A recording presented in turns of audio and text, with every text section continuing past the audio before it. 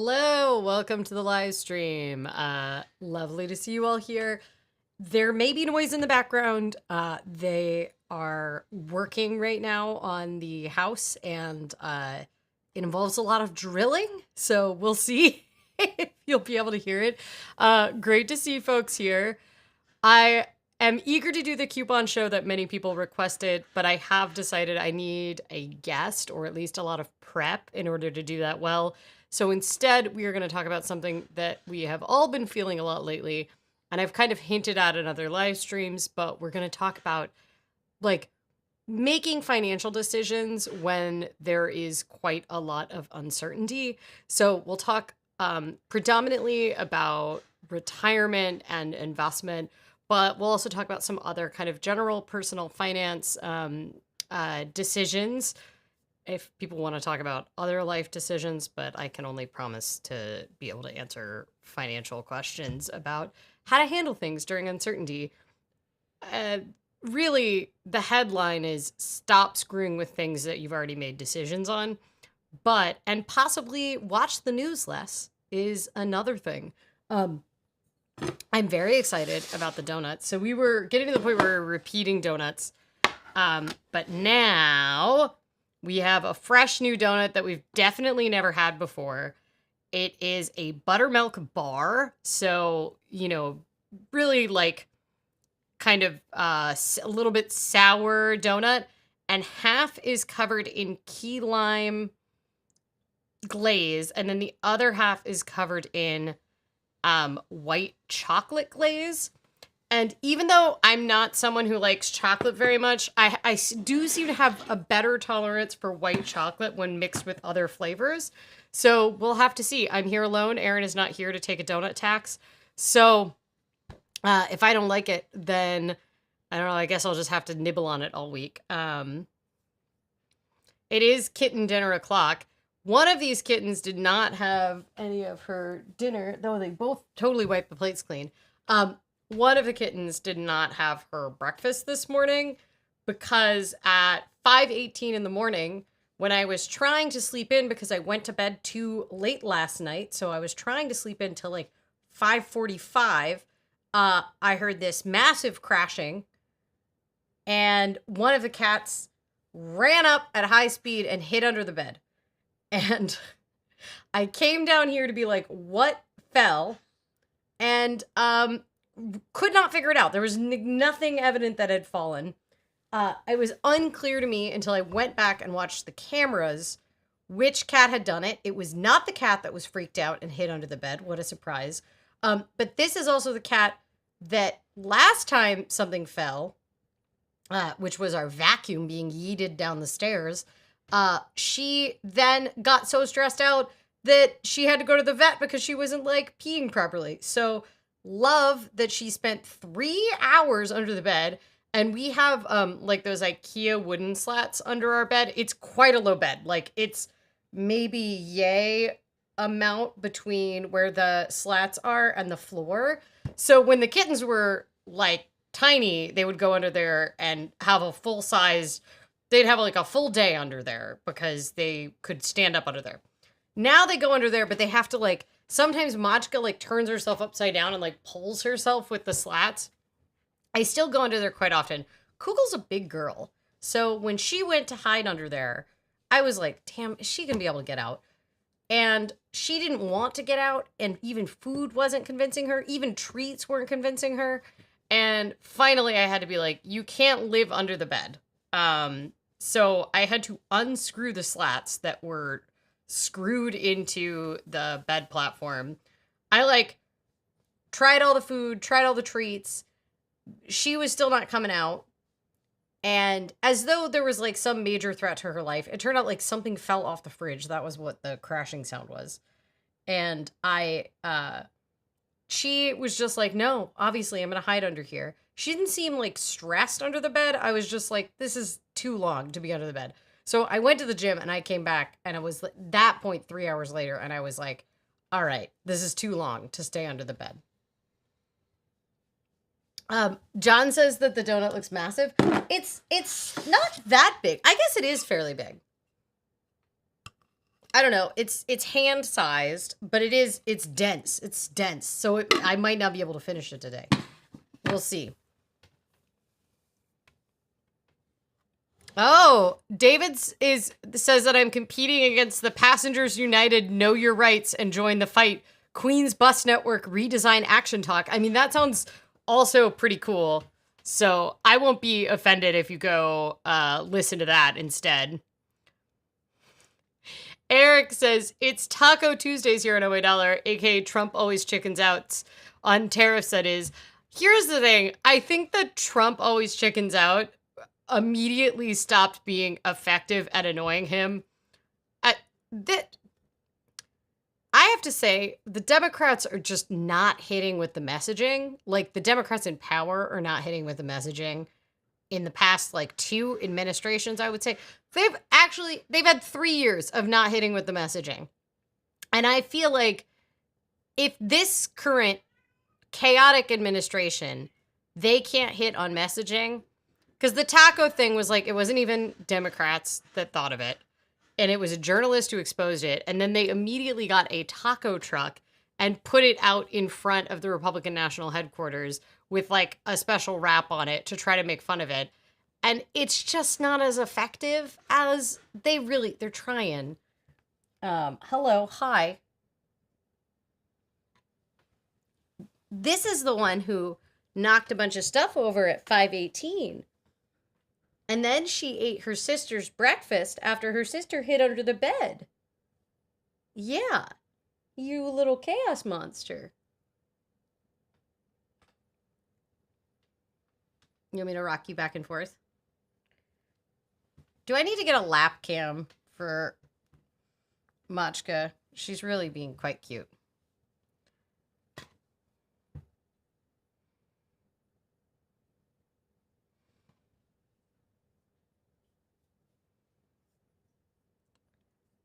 Giovanni says, Lily, I have suddenly come into a king's ransom, which for me is 10K. I am very close to retirement, but want to invest it to maximize my return in a short period of time. Suggestions.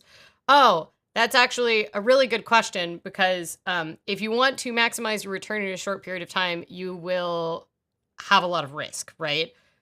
If you are close to retirement, you probably don't want a ton of risk right now. What do you consider a short period of time? Are you saying 1 year? Are you saying 3 years? Are you saying 6 months?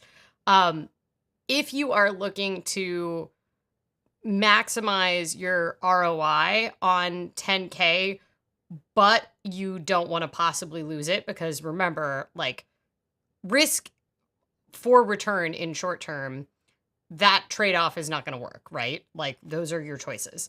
If you want to minimize risk over the long term, while still getting a return, the length of the time that you have it invested makes sense.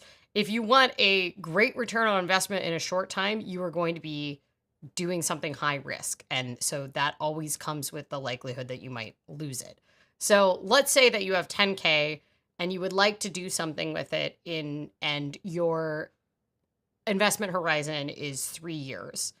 One of your options right now, rates are pretty high. If you are able to access a savings account, a high yield savings account, I think you're in Mexico, but if you're able to access a high yield savings account that is getting like kind of the higher rates right now are like 4.95% or 5%, then what I would do is actually just put it in a high yield savings account if you're in a really short term horizon. Another option is a certificate of deposit, but you won't have access to it during the time of the CD.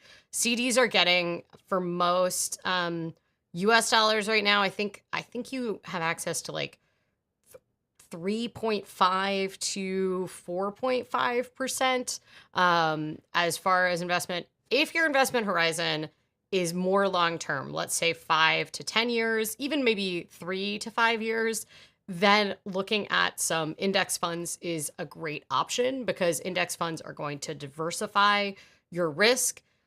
Obviously, the market is very volatile right now, but once you start looking 3 to 5 to 10 years out, then, you know, the likelihood of doing as well as the market means that you're probably based on historical data, going to do better than the high yield savings account.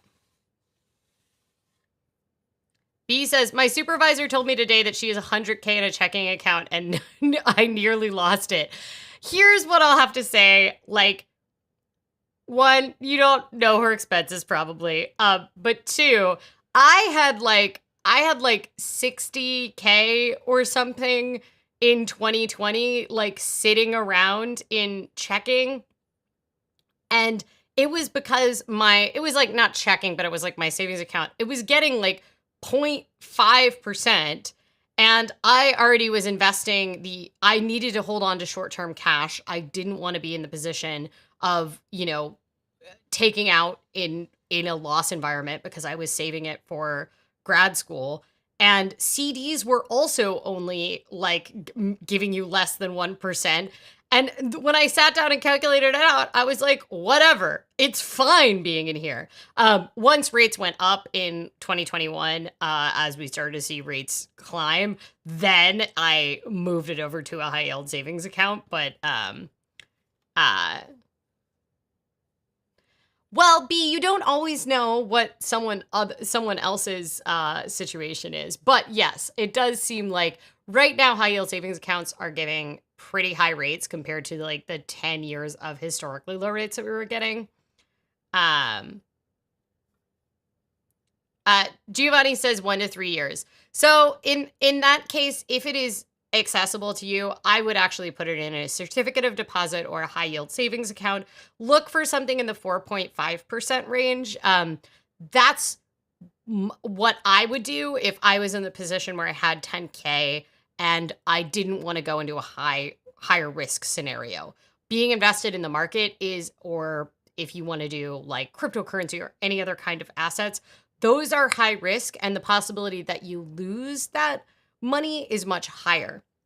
Now, the question of which currency do you want to be invested in right now with the threat of the US dollar under threat, which is exactly what we were talking about with uncertainty here. Like, how do you make financial decisions when you feel extremely uncertain if like the US dollar is still going to be the world reserve currency, if democracy is even going to be here in 5 years, here being in the United States? Like, how do you make financial decisions like that? And one of the helpful things is that if you were like, you're already working with a financial professional, or you already have a set it and forget it financial plan, which is what I recommend that you do. If you are in a position where you already had a plan, when you already knew how you were investing your retirement, if you are already kind of shoveling money away in index funds, or you're working on paying down your debt, or you're building an emergency fund, don't change your priorities just because of the overall global turmoil. That being said, if you feel like you're in a precarious job situation, maybe you are a US federal government employee, or you work in a field that is volatile or is very impacted by US government cutbacks or by tariffs, like either of those situations, which at this point is like, I've listed all of the US economy. But if you are in a position where you feel under threat, as far as like your main source of income, then you may want to do small allocations and changes in your budget. If you are currently aggressively focused on paying off debt, but you also are in the situation where you are worried that your job won't be here in 6 months, building up your savings or your liquid cash can make a huge amount of sense. And while it is a bummer that your debt may take longer to pay back if you drop down to the minimum payments when you've been going at it aggressively, or whatever you might be doing,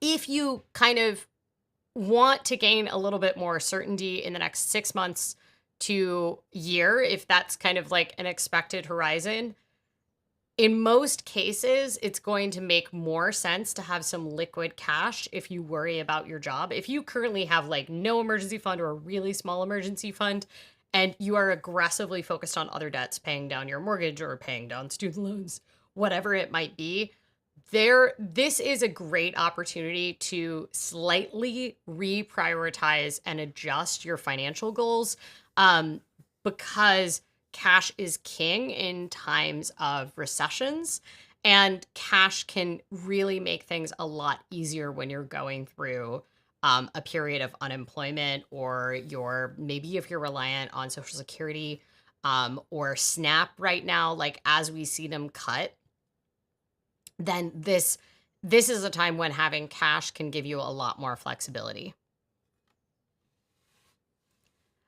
David says, I'm trying to figure out my financial future. If you have a 401k, should you also have an IRA? What distribution should you have in a brokerage account, et cetera, et cetera? What do you mean by what distribution should you have in a brokerage account? Okay, I'm going to answer your first question.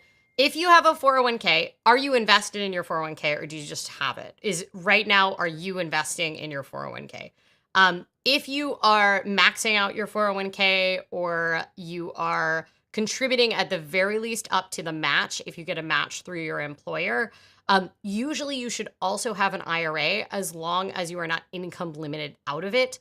And the reason that I recommend that people have a little bit of both is because IRA dollars are a lot more flexible, especially Roth IRA dollars. You can access them without penalty in certain cases before you hit retirement age, which is a lot harder with the 401k. Their tax Roth dollars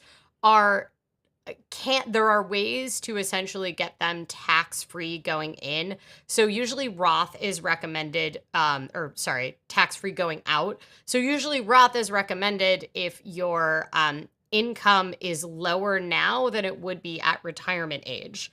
So for people early in their careers, usually it makes sense to do a Roth treatment. The other category is people who are thinking about doing early retirement, because usually a Roth IRA, early meaning before the ages at which you will take a penalty, which are a little different for each type of account. But a Roth IRA can be very useful as part of what is called a Roth ladder, which would allow you to take out money in your Roth IRA prior to retirement age without penalty. But there's a series of steps you need to do, and you need to have the Roth IRA for at least 5 years in order to do that.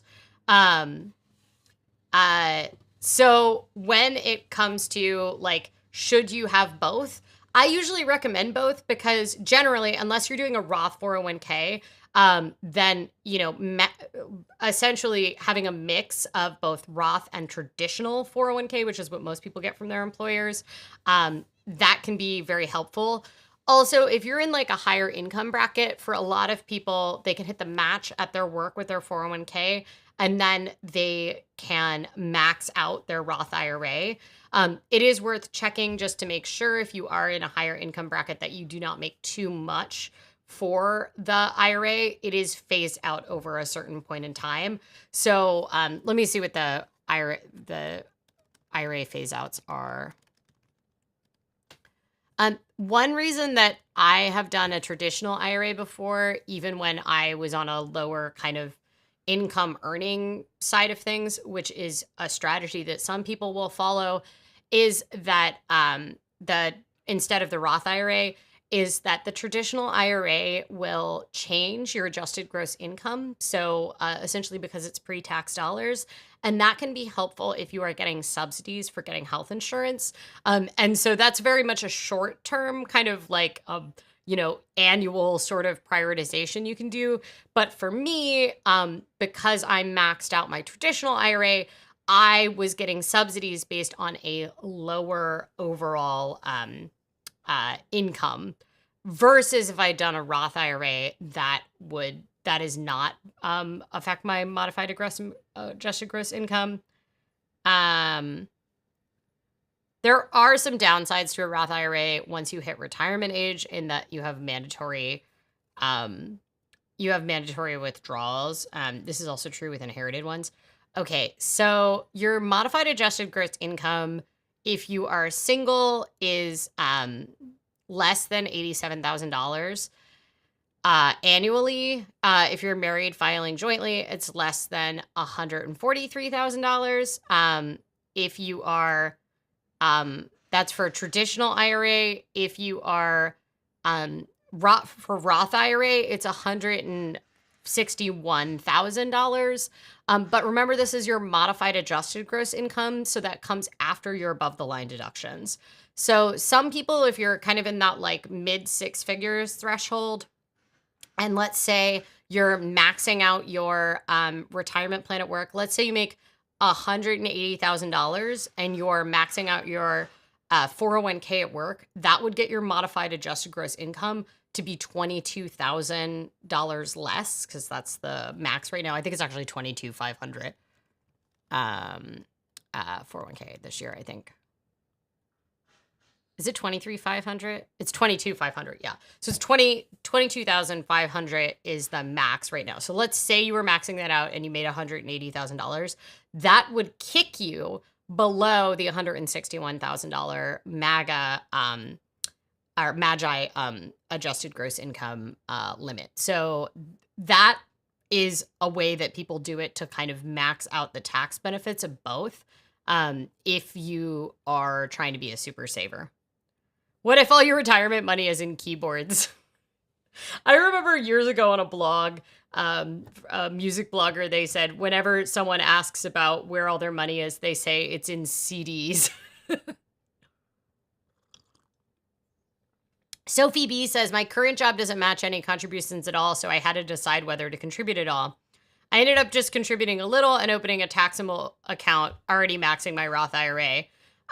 That's really interesting to me. So why didn't you want to contribute? Because you don't lose the tax advantages in the 401k. Are you just hoping to access it? Because if you're already maxing your Roth IRA, then I would come back to my retirement account at work, even if they're not matching, because you do still get that tax advantage over the taxable accounts, right? So it's not taxable one way. At least it's on the taxable, it's taxed going in and it's taxed coming out. But if you needed to access it more short term, or you like hated the investment options, but even if you hate the investment options at your work account, you could be rolling it over.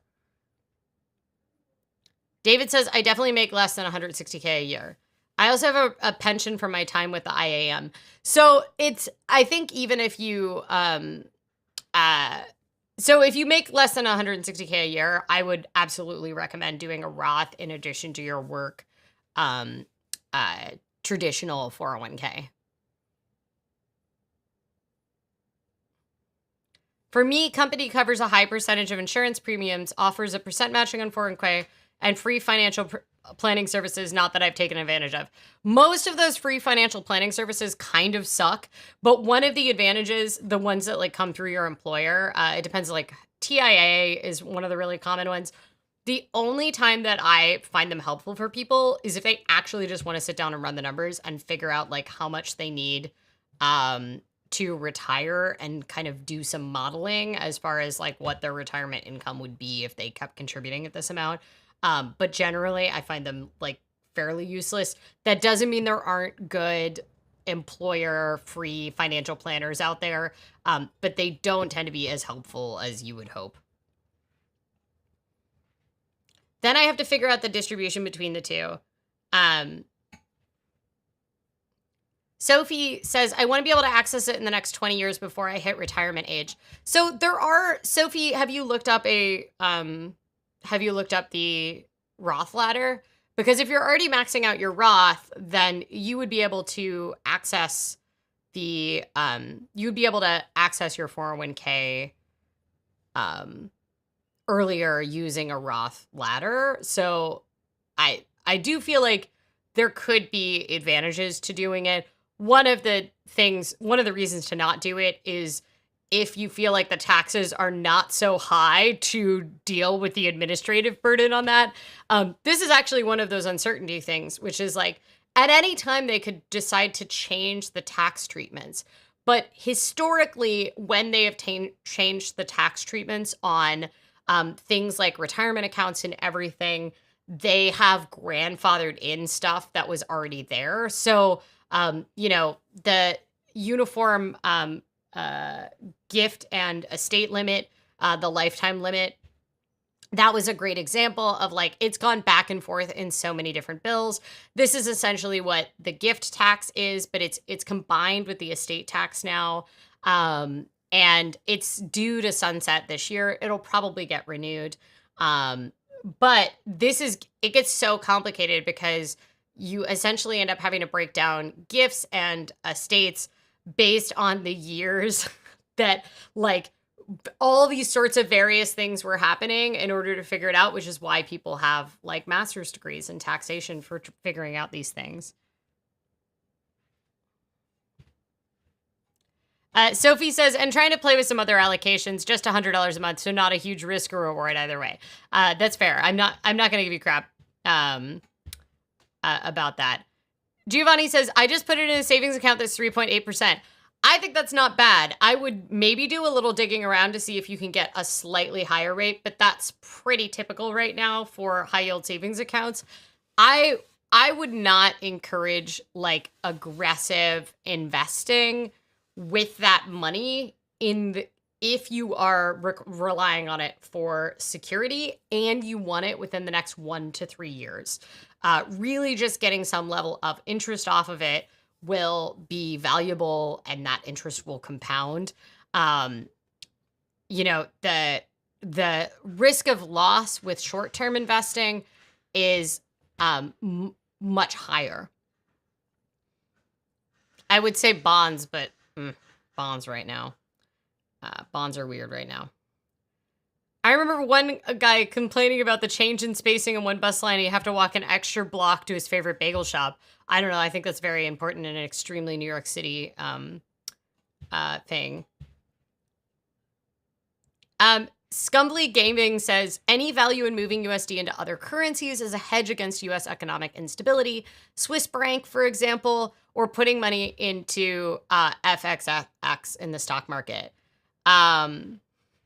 Definitely no crypto if you want to deal with risks. Scumbly, this is a great example of like, there can be value in diversifying, but currencies, there can be value. I did the same thing when a lot of chaos was happening earlier this year. Part of the reason I diversified into euros, even though the fate of euros is highly connected to the US dollar, as is true with almost every currency, because we're the world freaking reserve currency. So one of the reasons I put it into euros is because I also have citizenship in a European country. And I felt like for flexibility and safety, having some money available in a European bank would be helpful. Here's what I'm going to say about doing Forex. 1, be extremely confident in both your ability to understand what kind of money that you have invested in. Like, you're making informed decisions. You are not making panic decisions about currencies. You're not just being like, Swiss francs, they seem rich, I'll go there. The other downside of doing this is that you need to be prepared if you are going to be invested in foreign institutions to do a bunch more paperwork. Once you have foreign currencies, you will be filling in more paperwork on your US taxes. You may be filling in foreign banking forms. I think that we have gotten so used to this globalized economy that we forget that banking regulations are still regional. And Switzerland is a great example because they are not part of the European Union. They're just the EEA. And because of that, they have, even though banking is a major industry for them, you will be filling in a fuck ton more forms. It also can be challenging to find foreign banks that are willing to hold your currencies if you are a US passport holder, because the United States taxes based on citizenship, not based on residency. And it does a lot of anti-money laundering things where it forces even the other people in that bank, the Swiss people that are in that bank, for example, will now have to agree to have all of their bank accounts looked at by U.S. enforcement agencies because of all this anti-money laundering propaganda that we put in if a single U.S. person is banking at that. So when I was living in Germany, a lot of this stuff was going down where people were actually giving up their passports that had lived there for a long time that had dual American and German citizenship. And they were giving it up because of the purposes of like they were getting kicked out of their banks essentially because they also held US currencies. So Eric says, stay away from the fuck ton of forms. Not worth it. You will need to hire an accountant. It is like, even if, right now, majority of my investments are sitting in cash, but I still earn foreign interest off of them. And then additionally, like if I sell or buy any of my foreign stocks, that is another tax form that I have to do at the end of the year. It isn't necessary right now for an accountant for the stuff that I do, but I will say it is more forms. Make sure they are forms that are sent to you in a language you can read. So that's one reason. There is one bank account that allows you to have multiple currencies. If you are an American, all held in one bank account. And why can I not? Why can I not remember the name of it right now? I'm looking it up right now. Revolt. So, or Revolut, I guess it's Revolut. REVOLUT. Revolut.com is a multi-currency account that lets you do, I think, at least 25 of them. And one of the advantages of that is it can make some of the administration easier. It's not going to make the tax forms easier. You're still going to have the tax forms. Okay, but does it make sense? Does it make sense to diversify by holding foreign assets of some sort, like foreign currencies, whatever it might be? Yes, it can make a lot of sense, but you want to think just the same as a country would. So like countries are making this choice right now, right? So central banks are heavily invested usually in US Treasury bonds and US currency. And that is because they have to pay back a lot of their debts in US currency. The largest holder of US Treasury bonds is Japan. Second to that is China. They hold on to these because they're considered relatively stable assets. A lot of central banks have been looking at readjusting their allocations of certain currencies vis-a-vis the US dollar in order to diversify out of the chaos that is being created right now as the US dollar is swinging in a volatile way with the whims of the administration. Which, by the way, that's not what you want. You don't want a volatile world reserve currency. You want a very stable world reserve currency. So central banks are making the same decisions. What I will say is they have a team of economists that are thinking very smartly about it. And when they are thinking, they are making decisions in addition based on their trading partners, based on the types of things that they import and export, based on what other types of debts they might have that might be denominated in other currencies. They're making those choices based on, the political situation in the central banks of those countries or country. And if you, as an individual, are just panic buying other currencies without making really smart, secure decisions about why you would be getting into another currency, be it a virtual currency or a fiat currency, one of the things that you need to be thinking about is like, why is this currency important to me? So for me, my other citizenship is in a country that is now on euros, which is only since last year, but is now in euros. So when I made the decision, I was like, okay, euros. Yes, it has problems just the same as the US dollar does, but my decision is based on the idea that let's just go for it because I will have a utility for that.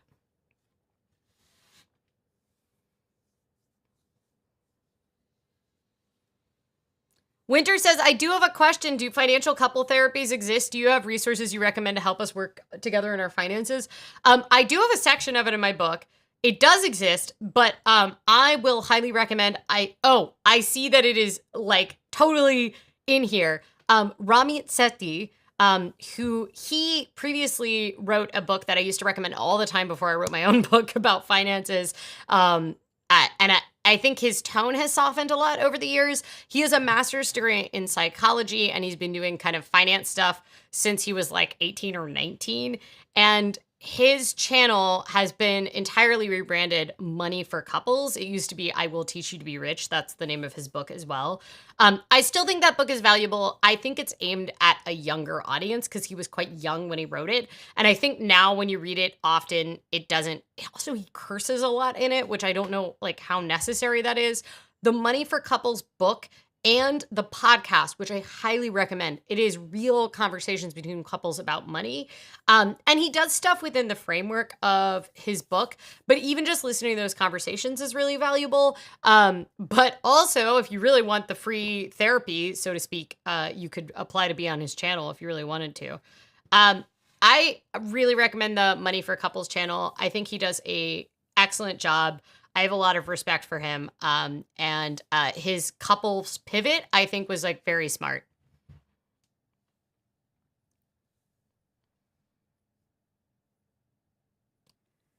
He got rid of the frat boy humor from the first edition.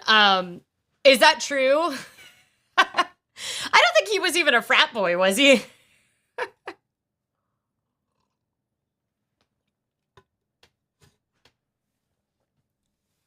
The book just came out for Ramit Sethi.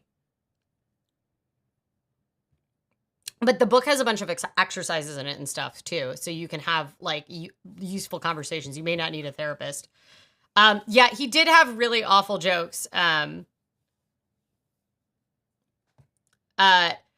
B said he had a good video 2 weeks ago with a young couple who don't hate each other titled "We Bought a House We Can't Afford Now What?" And one of them is trans also.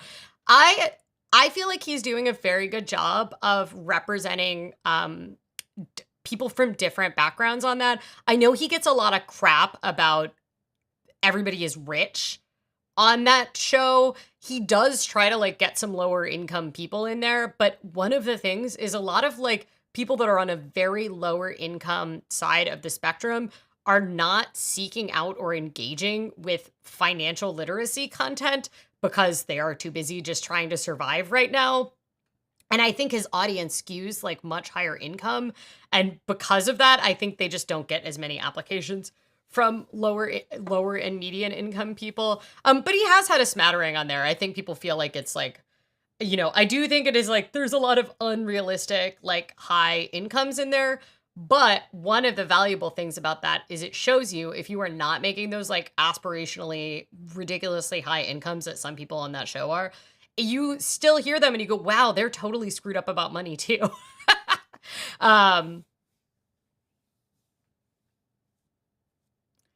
Winter, I think you will really like the Money for Couples. You can watch the podcast here on YouTube, or you can like listen to. I mostly listen to it on Spotify. Sometimes I miss some stuff because it's like mainly, it is intended mainly for a video audience. What I will also say, what I appreciate is that it has comments on YouTube, and sometimes the comments are terrible, but you know how you like want to go have a discussion with people after you watch some sort of thing like that? Well, you get to have a discussion in the comments if you really want to. The reason that B was saying with a couple who don't hate each other, there are a lot of couples on there where you're like, your problem is not money. You do not like your partner. But there are also a lot of couples like you that just have different money management styles and like, or struggle to communicate about it, struggle to even like talk about it. And yeah, it was, I think that by and away, you will find this a valuable resource for you. Like everything you've been saying is like what he focuses on. B says some of them I'm just like, are straight people okay? I feel like I get so much heterofatalism when I like, the internet is so full of heterofatalism right now of like Reddit posts, and now like half the Reddit, like Am I the Assholes, are like AI generated, but they'll still like trickle out and they just reinforce all of these like really bad things that are happening right now that have always been happening, but that I think that we are now like more hyper aware of them. But yes, I agree. It does seem like a lot of people just like don't like their partners on there. I asked the indie web community about Revolut, and Americans thought it seemed fishy, popular with my European coworkers. That's what I'm using for my multi-currency account. Originally, I was going to open one in Croatia, but then I had trouble like from the US accessing it at all. So I ended up using the Revolut.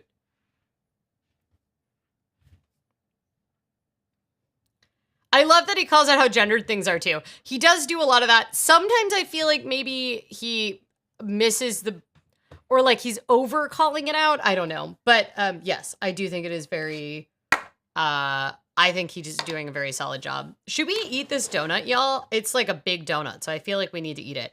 Does anybody have more questions about dealing with money during uncertainty or financial questions? I feel like we've got a good pace with the financial question today. By the way, y'all, memberships is turned on this channel now. Zero pressure to do it. I did it so that I could get the free sweatshirt, and I uploaded a 25-minute members only rough cut of my crossing Cambodia as my for members on YouTube, just so that I could get the free YouTube t-shirt. It's like 90% of the way there, but I want to put a voiceover in it. And so we'll see how long it takes me to do that. But I'm just going to say that's the first actual video I've published in, like, edited video I've published in 2 years. So I don't know. I guess doing the boot camp was valuable for something. Anyway, zero pressure to become a member on this channel. I was doing it just for the free sweatshirt. All right. This is Talking Dough and Eating Donuts.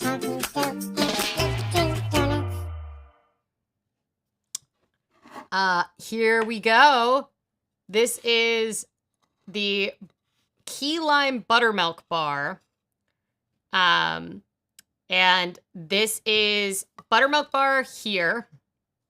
And it's, I don't know, I think just a standard vanilla buttermilk bar. And then it's got a key lime glaze. And this side is white chocolate.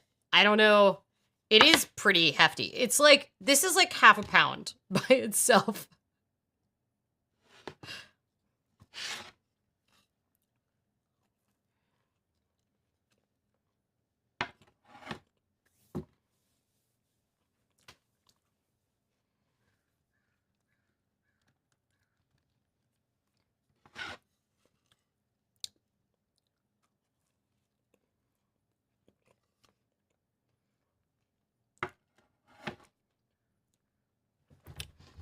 This is definitely not the right donut to eat if you don't want to have a full mouth.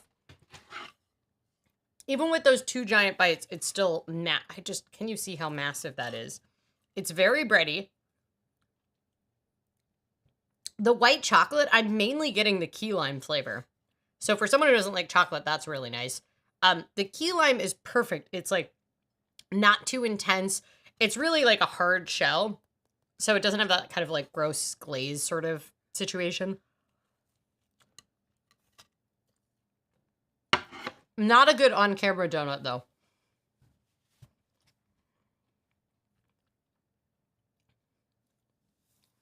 Rural says, which benefits you more, Patreon or YouTube membership? So I think I am going to keep the YouTube membership open. And the downside is it's a lot easier for me to send out perks once a year on Patreon because the addresses are all in there. I have to do a whole nother YouTube. Like, I have to send out a Google form to ask for everyone's addresses.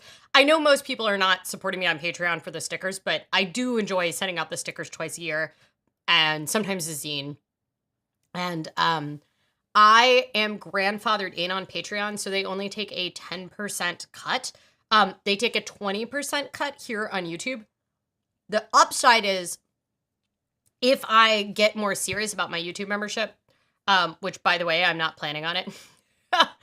But if I do, I am going to make custom emojis. So, like, if you become a member, you will get, like, the emojis will change. And they're going to be, like, little cute emojis that go next to your profile here.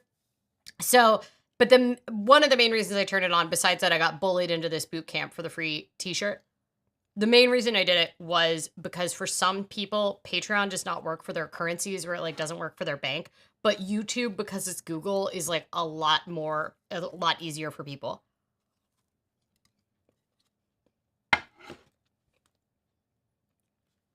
White chocolate is still chocolate. Winter says buttermilk bars are so dense. Yeah, that's why I had to take a break. It's very, like, it's just like, it is a sourdough bread inside is what it tastes like.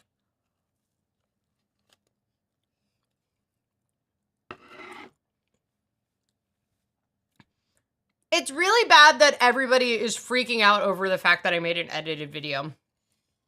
Y'all, it's my birthday in July. I still want to make 25 videos this year. Like, non-live stream videos. I gotta start now if I'm gonna do it. Stop me if you've heard this one before.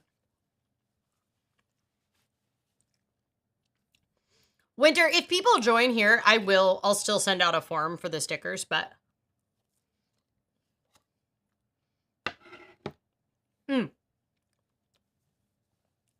Giovanni says, what is your book? My book is A Cat's Guide to Money. Oh, so this is the Patreon, by the way. I was trying to see, I thought I had a thing for my book to pop up on the screen, but I don't.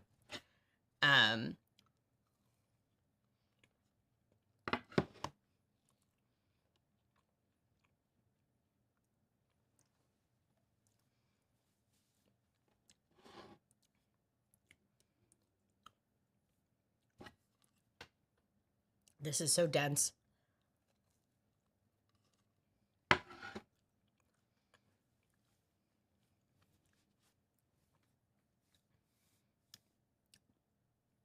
I like the limey part, and I will say I'm not really tasting the white chocolate.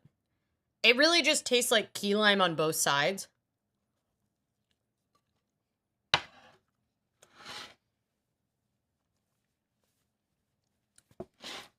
What am I going to call it? I think it's a 4 out of 5. It's quite good. I love buttermilk bars, so I might be like a little biased, but I think it's a 4 out of 5. Where's the donut log? Let's fill in the donut log, y'all. This is almost full. Well, if tariffs calm down, then I will hopefully be doing a Budgetober washi tape collection this year. Which I will probably not be sending washi tape out to everyone. I was also thinking about just doing washi tape strips because I can print those here. Obviously, everybody's just in Budgetober for the cat stickers. But if I just do washi tape strips, then I can print them here and I don't have to worry about tariffs.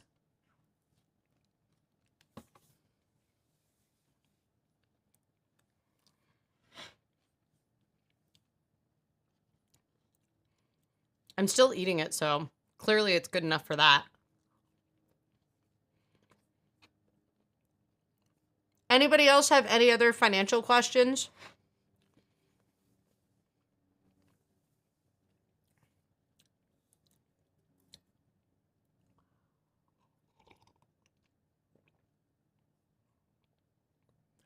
Oh, Michael, I just saw your comment from earlier about your checked bag damage claim. Airport rep says only phone support can help me, and phone support says only airport rep can help me.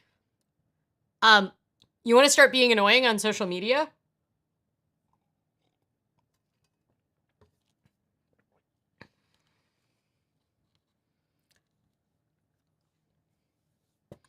B says, how do I make 1 billion money fast? Well, become friends with the president of the richest economy in the world,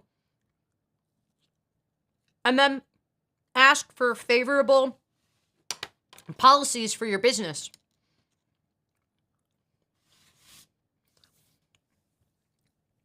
Oh, David says, I offered to try to help with the bag situation if I can. I hope that you can.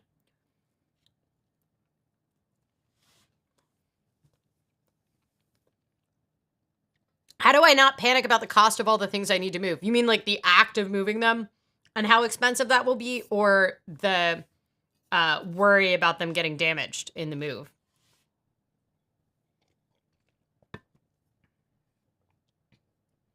I am so down to be annoying on social media. I've already tried flexing my elite plate status on that airline.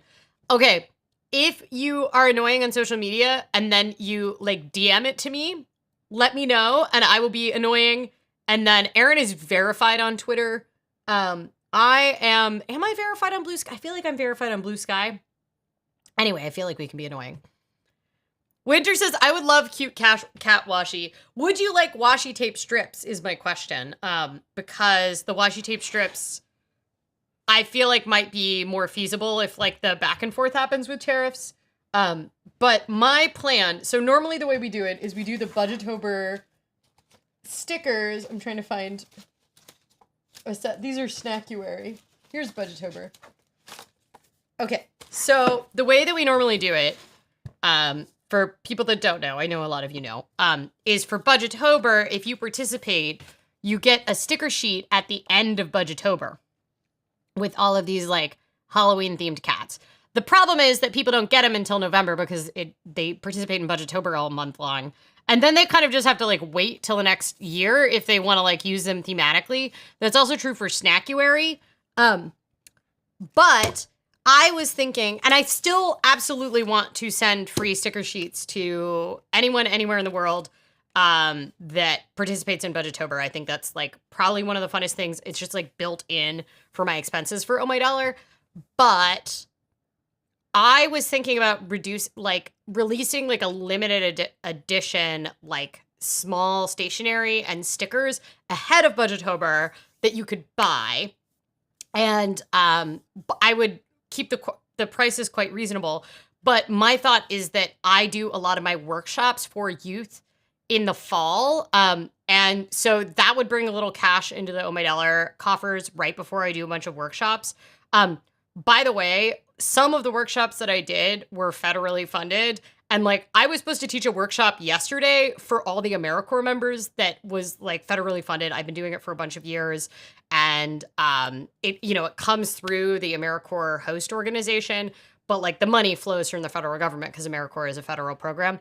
Anyway, I have heard nothing. Like, I was supposed to teach it yesterday. It was set up like almost a year in advance and just straight up like not happening.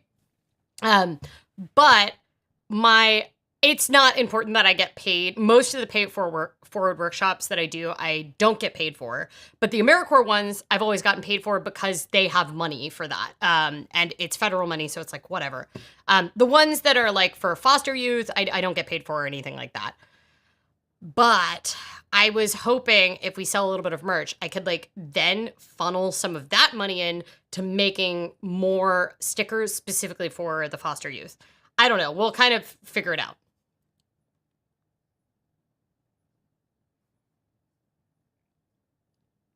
Michael says, okay, but as of yesterday, I now have a moral conundrum. The bag manufacturer replaced my bag for free because they're Chads. How do I continue going after the airline? I don't know what Chads are. But do you continue going after the airline? Yes, the airline is the one that broke it.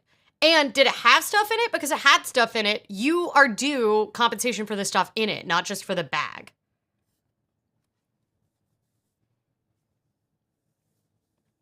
Scumbly says, any strategy to limit my exposure if a parent racks up a ton of medical debt that I'm worried collectors could come after me for? Just don't co-sign on it. That's the quite simple answer. Medical debt, assuming that you're in the US, so you can, in certain states, there are parents' rights as far as children are expected to like financially take care of their parents. That does not mean assuming their parents' medical debts. This really can happen when parents are on Medicaid, Medicare for assisted living, like end of life, very poor parents. Sometimes you can end up in the position where they're trying to come to the kids for that. But medical debt should not come back to you if you do not co-sign on it. And I will also say medical debt right now, as of like late last year, is no longer showing up on credit reports, which is valuable. So there's that. But generally, like if you don't co-sign on it, you are not going to be sought out after for the medical debt. Oh, Sophie is asking a very important question. I want to know where you got your blouse/corset stays. So the dress, this is a dress, and it is from, I got it in Thailand. It's from a group called Akima that does social entrepreneurship. They have retired people sew cotton clothing as a method of providing income in their older age. And the stays are from French Meadows, who makes like Renaissance inspired stays. And this was a splurge because Erin bought a $7,500 bike, and I decided that I could get some stays. They were on sale, but they're pricey, but not terribly pricey. These were made in Portland, handmade in Portland.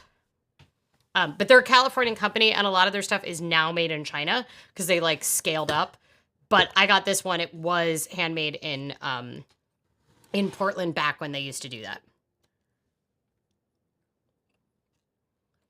Chad is just memery for their cool. I thought Chad was a bad thing. There was stuff in bag, but none of it was damaged. The extendable arm was completely bent to the extent I can't return it back to the bag. It literally came down the bag check thing with the arm extended.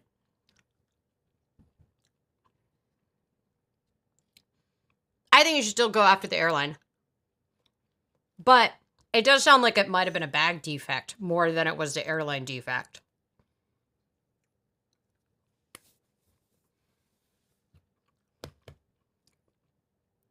Scumly, if you have more specific questions or you have US state, I'm also happy to answer more questions about that. But a lot of people get very paranoid, but it's not as bad as you think. Does Akima ship or just local to Thailand? I don't think they ship. I think you can only get them in Chiang Mai where they're made. Yeah, I don't think they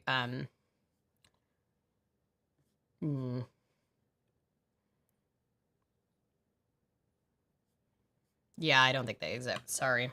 Hi. You're very sharp, baby. You want to say hi to everybody? Yes. Say hi.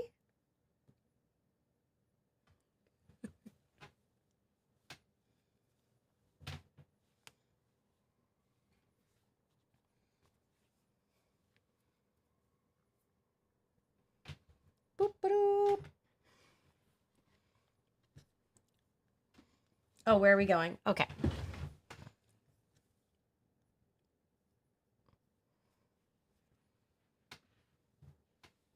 Oh, asking only the important questions here. Well, thanks, because this was kind of a last minute change into this because I was in my skating clothes. So it's a great combo, just means I have to get out the sewing machine.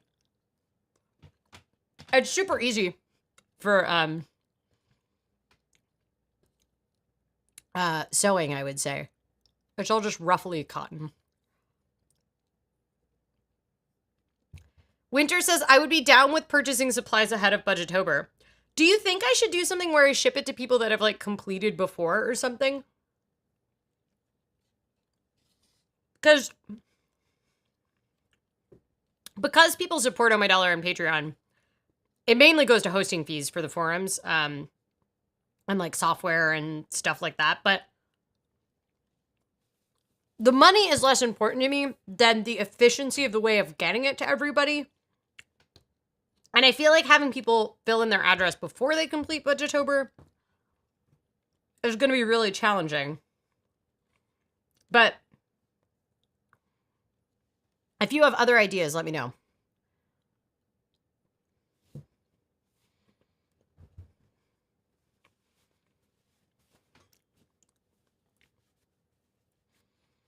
If it was a bag defect, they should have claimed that and not normal wear and tear. Maybe I wouldn't have been so peeved. I feel like if the arm extends randomly,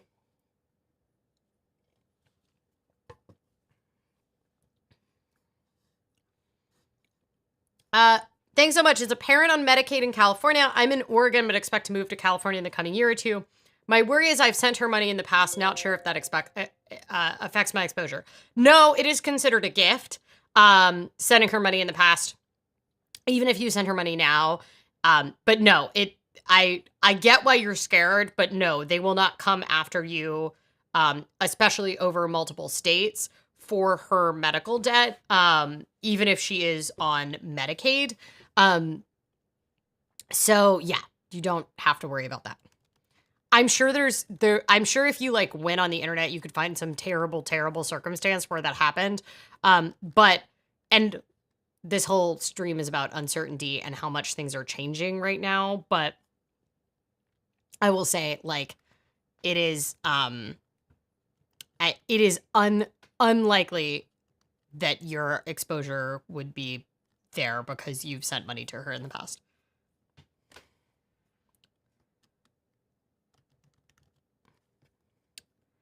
We might not have Medicaid much longer, though, so there's that problem.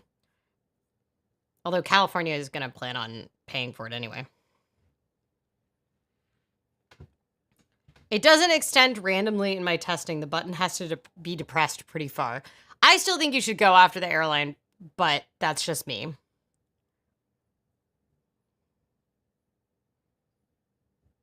When my grandpa died a few years ago, his debtors will try to tell my dad that he owed him. He did not and knew it.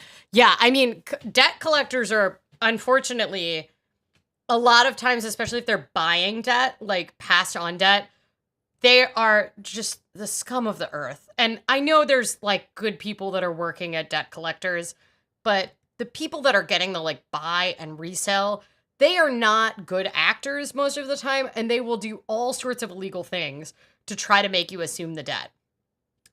One of the worst things you can do is admit that the debt is yours and then pay them some amount, because they'll like try to scam you. This is true even with your own old legitimate debt. Like if it's more than 7 years, it should have fallen off your credit report. And they've bought it, and they will try to reinstate it and restart the statute of limitations on it by getting you to do something with it. Because as soon as you like acknowledge it again, start a payment plan, anything, then the debt becomes valid again versus being a charge off there. Scumbly says, yeah, there's that. I mean, the Medicaid thing is very stressful. I'm kind of like dreading work tomorrow because Job Corps, I don't know if people know what Job Corps is, but it's a job training program that trains like young adults, usually from quite low income backgrounds, where they live there and they do job training. So they become like certified welders or CNAs, or, you know, it's workforce training. It is one of the last free like workforce training things in the United States. And they just shut it down abruptly with 1 day's notice last week. It's a huge issue. In Oregon, ours is in Tongue Point. And it is, it's just like, it's truly a hot mess. There are, like, a lot of the people that go into Job Corps are, like, former foster youth. The minors had, like, 1 day's notice that they were being kicked out, and then the ones that are, like, 18 to 25 got, like, 4 days notice, and so they've lost their housing, their jobs, their income, like, everything now. And it's just, like, wild what's happening. If you really extrapolate from it with Job Corps, one, it is like hands down a win for the government to fund Job Corps, right? They explicitly get low income kids in jobs that they need workforce training for. It is a very low investment, but if you are relying on prison labor, or you are you have a volunteer military, and you do not have enough people in either prison workforce or in the military, eliminating Job Corps could, with no notice, is a great way to get people to either turn to crime, because they do this in desperate situations, and the core like group of kids in Job Corps do not have a lot of other options. Like Job Corps is not a thing that a kid from a middle class suburban family who has never struggled in school is going into. this like Job Corps is predominantly serving like very low income kids, kids that come from unstable households, kids that didn't finish high school or got their GED. Like the target audience for Job Corps are exactly the people that it is very easy to end up in prison because of getting engaged in activities in order to make a living that then end you up in jail. And if you want to be dark, dark, dark about it, like ending Job Corps is a way to increase the supply of young people for your prison workforce or for recruiting into the military. Like some of those motivated kids, they're going to go join the military because the military is currently suffering like a massive recruitment crisis. And that is another place that poor kids go to, like, in order to build a better life for themselves. And like, yeah, it's very frustrating. Giovanni's like, I'm leaving now. Good night, Lily. And now I'm going to step out and play some Mega Millions for my real retirement fund. I love how you watch a financial thing and then you go play Mega Millions. And people call me cynical. I agree with what you're saying about prisons and the military. I like, it is dark and it is cynical, but like,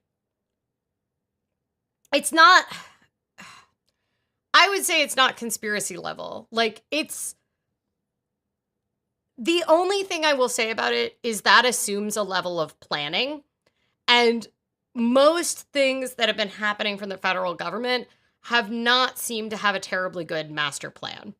That being said, all of the chaos that we were seeing in Doge, in the end, what did they do? Like, what did one of the first actions of Doge, even though it seemed like Doge was half-baked, they did two things that, despite Elon Musk, like, leaving yesterday with a literal black eye, it was take down USAID, which was investigating Elon Musk's company, Starlink, for contracts in Ukraine, for like false promises and not delivering on time. So USAID got gutted and ended by Doge. And then the other thing that they did, when it came to, am I getting too dark? Should I stop? I should probably stop.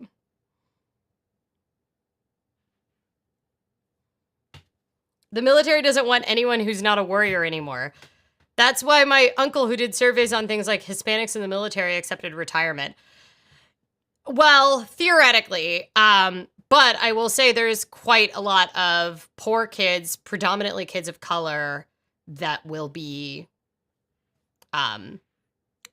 looking at the military as an option just the same as it has always been true. Trying to figure out where to move if the shit really hits the fan. I guess California is on the list. The downside of California is prices, right? Like, it's very, very expensive to live there. The taxes are really high. But they are such a tax and spend state. If you still wanted to live rurally, you still got to deal with all the taxes, even in the rural areas in California. The world is dark, it's not you. Doge was a revenge plot against Elon and its enemies, only dumber, slower, and injured all the bystanders. Well, okay. I'm going to tell you the one other thing that I think was not random. The getting access to the Federal Reserve payment system and getting access to everyone's data, like, this is a tech company that brokers on data. Like, he owns X. He owns Starlink. They are data brokerage companies at their core. And he now has access to tons of data that could have a profitable business outcome for him and could also involve taking down enemies. And even though I think most of the Doge stuff was like full chaos, I do think there was key things, especially that happened very early, that were effective conspiracy theories. Most people that are working in the Job Corps system are trying to do their best by kids who need support. The detractors of Job Corps don't like the idea of helping out poor kids while simultaneously wanting cheap, trained labor. Where are other sources of cheap, trained labor? Prisons are a great example where you get paid to utilize the labor in prisons. I mean, that's one. And then one of the other places where the U.S., if it does some of the things the administration is promising right now, it will need a significantly bigger military force. Oh my God, are you getting ads? Okay, I have an ad thing because I'm in the dark ranting phase. By the way, I have to leave in like 5 minutes, so please, y'all, tell me what you're looking forward to this week. Let's try to end this on a light note. Winter says, my stepbrothers went to Job Corps. Did they like it? Some people like it, some people don't like it. Here, a lot of our Job Corps is focused on logging jobs, which pay well but are dangerous. So, logging and firefighting jobs here in Job Corps.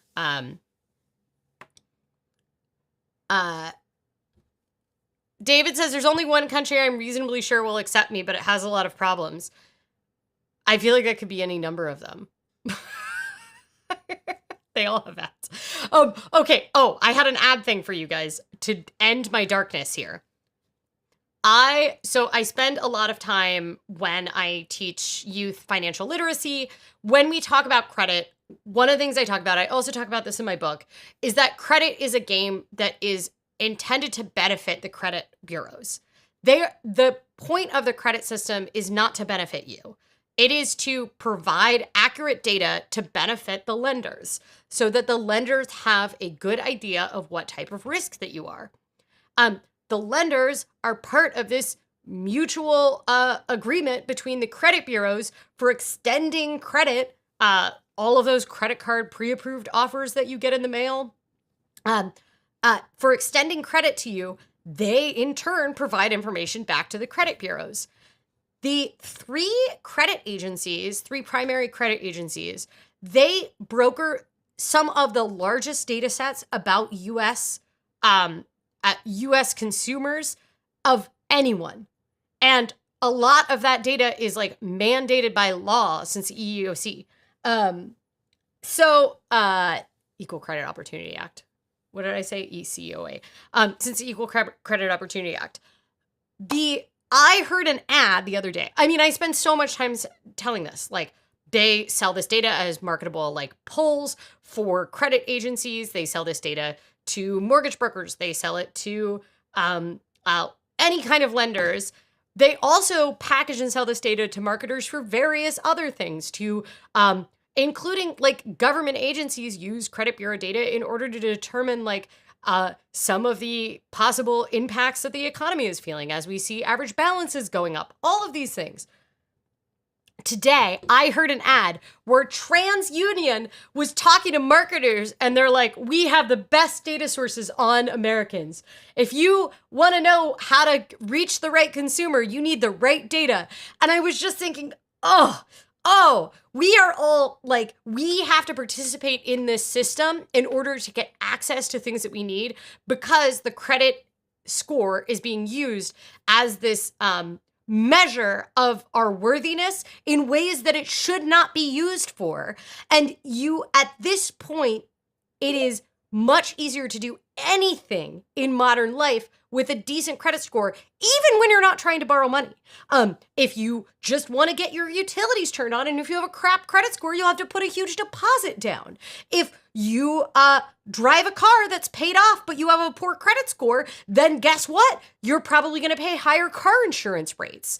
If you want to, get a cell phone, you're going to pay higher rates, or maybe be refused a contract smartphone if you have a poor credit score. If you want to rent a car, and then one of the biggest ones is that housing, in this like massive housing shortfall that we have in the United States, rentals are often determined by credit. This is not even buying, this is not lending, but it is hard to find a place if you have a poor credit score. And you could have a poor credit score and never have borrowed money just because you are not aware, you don't want to participate in that system. So we are forced to participate in this system and to borrow money in order to look good at borrowing money, in order to do basic things, in order to get certain types of surgeries. For a lot of places, if you want to get a gender affirming surgery, you are going to have to pay outside of insurance, and you need to have a good credit score in the United States. Anyway.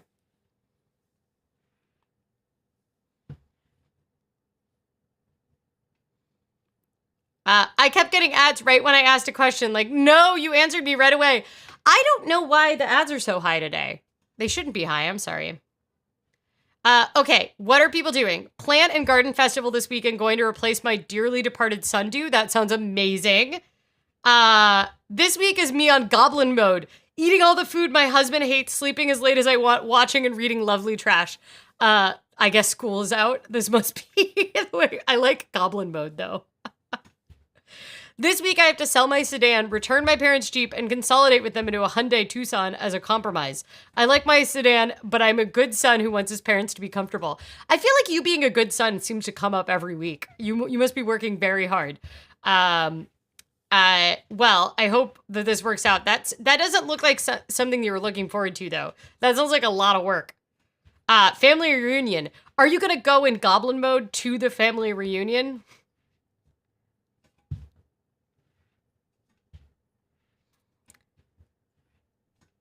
There's an outside chance I might also get into Poland, as my grandfather is from Warsaw, drafted, captured by the Soviets, and spent the war in a gulag. I feel like you might. So my research on Poland, because Aaron is Polish, but grandparents left to go to Argentina, and in the interwar period, and because of that, we were looking into it. And Poland's rule is it has to be whoever was in charge of them when you left, that's who you take it up with.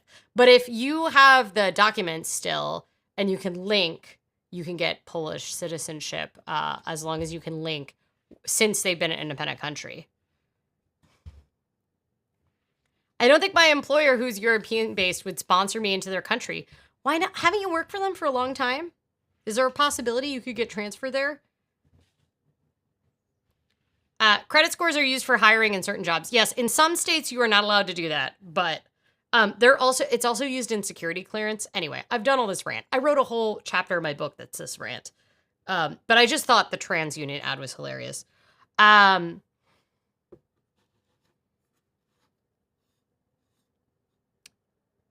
David, I feel like you do an awful lot of things that your parents want you to do.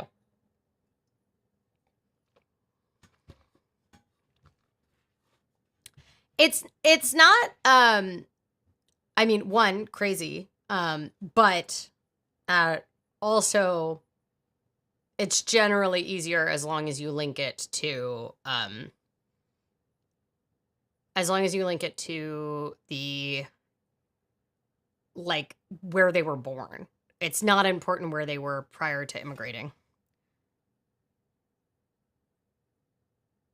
Liking me and sponsoring a visa. I mean, I feel like they should, but